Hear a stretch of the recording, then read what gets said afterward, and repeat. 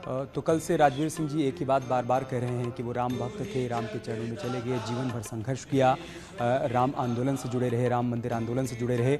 राम मंदिर का शिलान्यास हुआ तब उन्होंने कहा कि मेरा संकल्प सिद्धि की तरफ आगे बढ़ रहा है, अब मैं चैन से अपने प्राण त्याग पाऊंगा। हमारे साथ मनीष गुप्ता जुड़ चुके हैं, राजनीतिक विश्लेषक हैं। इसके अलावा विशाल मिश्रा हमारे साथ जुड़ चुके हैं, आप भी राजनीतिक विश्लेषक हैं।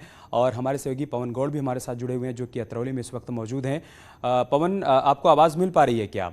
अनुपम ये बता रहे हैं कि वहाँ से तकरीबन 9 साढ़े 9 बजे के आसपास अंतिम यात्रा निकलेगी। अतरौली से क्या अपडेट, क्या जानकारी है, कब तक वहाँ पर अंतिम यात्रा पहुँचेगी और वहाँ पर अंतिम दर्शन के लिए कितनी देर तक पार्थिव शरीर को रखा जाएगा?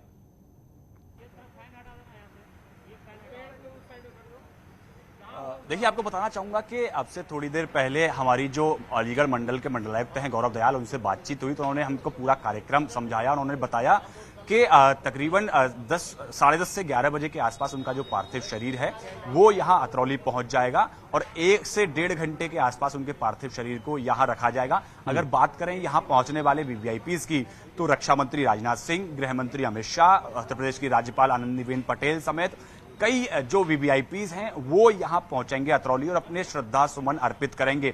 तो अब ये एक आधिकारिक तौर पर पुष्टि हो गई, आधिकारिक बयान आ गया है। उसके लिए खुद गौरव दयाल जो हैं वो यहाँ सारी सुरक्षा व्यवस्था है, सारी तैयारियों का जायजा ले रहे हैं। आप देख रहे हैं कि तमाम जो आला अधिकारी हैं वो यहाँ पहुंचे हुए हैं और पूरे जो अधिकारियों के साथ सुरक्षा व्यवस्था। अनुपम के पास कुछ अपडेट है, उनके पास चल लेते हैं। अनुपम, क्या अपडेट है वहां से? संतोष गंगवार जी यहां पर पहुंचे हैं। इस वक्त हम आपको तस्वीरें दिखा रहे हैं, ये लाइव तस्वीरें। संतोष गंगवार अंतिम दर्शन के लिए यहां पर पहुंचे हैं। अमित, आप देख रहे हैं, संतोष गंगवार जी आप आए हैं अंतिम दर्शन के लिए, क्या कहेंगे आप? कल्याण सिंह जी का जाना कितना बड़ा दुखद है? मैं तो लंबे अरसे से आदरणीय जी के साथ रहा हूं और वो एक वास्तव में स्टेट्समैन, नेता के रूप में हम कह सकते हैं कि जिन्होंने सबको साथ लेकर चलने का काम किया और पार्टी को इस स्थान पर लाने में उनका बहुत बड़ा योगदान है।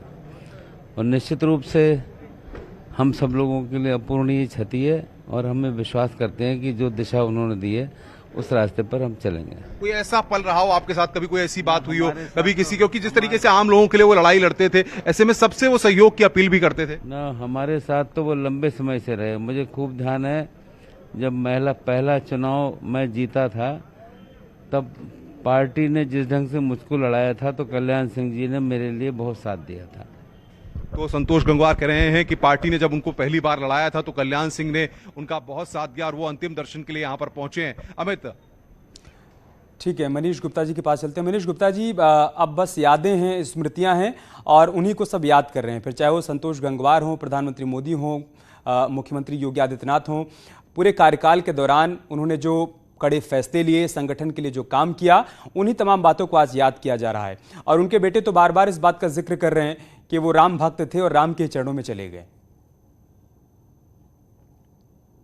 देखिए, एक बुलंद इमारत बनने के लिए, एक बुलंद इमारत के कंगूरे आसमान चूमे, इसके लिए जरूरी है कि कुछ ईंटों को जमीन के साथ हाथ नीचे जिंदगी भर को अंधेरा चूमना होता है, उन्हें अपना भविष्य दफन करना होता है।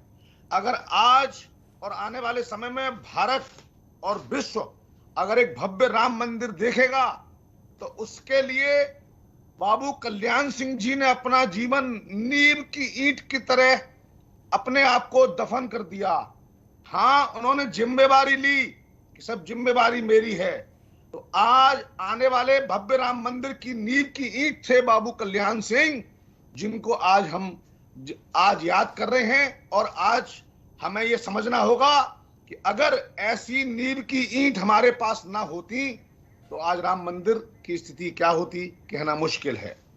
और एक कड़े प्रशासक के तौर पर, चतुर राजनीतिज्ञ के तौर पर, अच्छे पिता के तौर पर और एक कार्यकर्ता के तौर पर कल्याण सिंह जी हमेशा याद किए जाएंगे।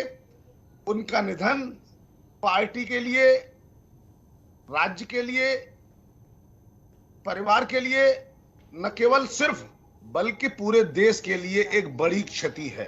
सही बात है। मुझे याद है वो समय जब शिक्षा व्यवस्था में ढिलाई देखकर उत्तर प्रदेश में दूसरे विद्यालय में केंद्र पड़ता था उसे हटाकर जब नकल अध्यादेश लागू किया था, पूरे प्रदेश के शिक्षकों ने इसका समर्थन किया था और कहा था कि उत्तर प्रदेश में शिक्षा व्यवस्था को दुरुस्त करने का यही सही तरीका है। सही बात है।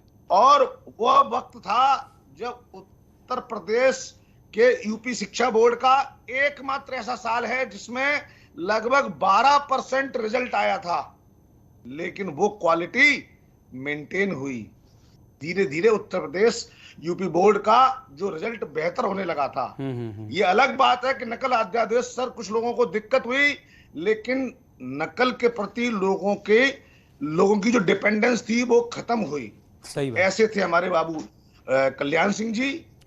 इसी वजह से तो कल से सभी लोग ये कह रहे हैं ना कि एक नेता नहीं गया है, एक अभिभावक चला गया है, एक ऐसे नेता जो कि किसी दल के नेता नहीं थे, लोगों के दिलों के नेता थे। हम इस बातचीत को आगे भी जारी रखेंगे। एक छोटा सा ब्रेक लेना होगा। सभी खास मेहमान लगातार हमारे साथ बने हुए। एक छोटा सा ब्रेक, बहुत जल्द होगी वापसी।